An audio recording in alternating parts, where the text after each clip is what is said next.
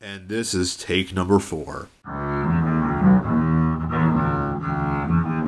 Hey guys, this is DragonComa coming to you today with a deck profile on Chaos Agents. I have done extensive testing with so many different agent variants that I know which one I'm playing for this format. I know which one I feel is the best suited for this format. I went through stuff like regular agents, Transmodify agents, Sanctuary agents, Ghost Trick agents, Synchron agents. I even went with Inzektor agents, and none of them were doing what I wanted them to do. But then I played Chaos agents, and I thought it was a really good build. I perfected it over time.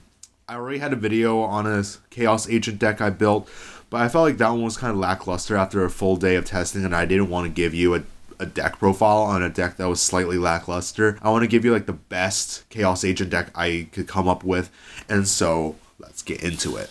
For the agent lineup, triple Hyperion. I'm not going to explain this part because it's so self-explanatory. Triple Earth, triple Venus. I feel like 3, this format's good. And triple Shine Ball. Then triple Tour Guide and a Scarm. This is also pretty self-explanatory, so I don't want to explain it. Then onto the hand traps, I'm playing double Honest. Honest is just solid at 2 because with the new Banlist coming out, oh my goodness, Honest is just so solid, so I'm playing 2. Double Herald of Orange Light because of the fact that stopping monster effects currently is just one of the best things you can do.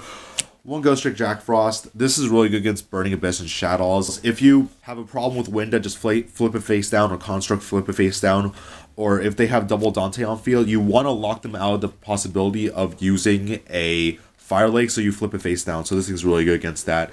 And then finally, for the last hand trap, 1 Gorz. On to the last monsters. For the 1-ofs, I'm playing 1 Birdman. This thing creates a lot of stupid plays. 1 Kristya. I don't feel like more than 1 is very necessary in this format because it becomes really dead a lot of the times. I played 2, I played 3, it just didn't work. So 1 is very comfortable for me. 1 Sorcerer, I'm trying to get a second one. If anybody has a second one, please message me. Then for the last boss monster, 1 BLS, because it's Chaos Agents, so play this card. On to the secret tech of the deck, I'm playing double Junk Synchron. I decided to play Junk Synchron in this deck. It's just so good.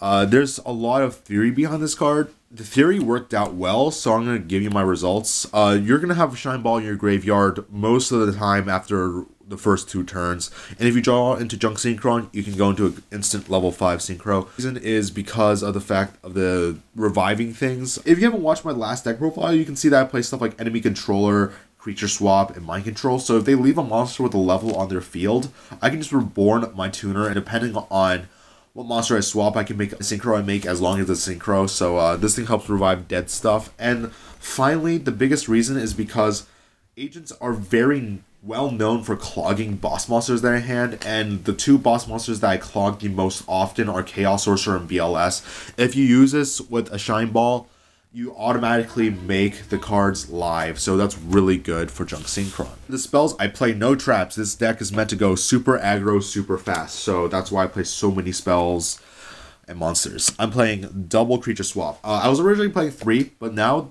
after a lot of testing, I found like 2 is the best one, because double drawing into this isn't necessarily bad, but you want to draw into other things besides Creature Swap. So, that being said, only 2 of them. 1 Mind Control, you play a lot of tuners so you can make synchros. 1 Enemy Controller. This card is just so good, so play it. And then finally, off the ban list recently, 1 Snatch Steal. This card, so many synchros, steal a monster, very good card. Onto the other spells, double Transmodify. I would not cut these out for dualities ever.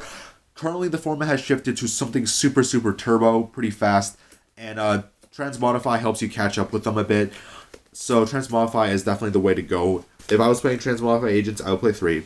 Why Body as a Shield? Now, this card is very questionable in my opinion to a lot of people. However, the thing is, I hate Fire Lake. Fire Lake is so dumb, and this thing, since I play no back row, he can't target my back row, so he has to target my monsters, and if I Body as a Shield, yeah, that's just gonna put you in your tracks, so yep. Then, 1 Lance, kind of similar reason for that. It's just a solid card. I like this card a lot, so 1. Then, 1 tuning. I need to search my Junk Synchrons sometimes, so this card's solid. Mills monster can be bad. Milling cards can be bad. I never like milling monsters. That's why you don't see any card troopers in here. However, milling one for Junk Synchron is worth it, so I'm playing one. Then for the last two, one Book of Moon, and then one Gold Sarc. This one's kind of unstandard as well. However, if you open a tour guide in this, you can Gold Sarc a Venus, use the tour guide to make a Leviair, and make a +5 essentially. This is very similar to the old Rabbit decks from 2012 and 2011, so I kind of borrowed off that.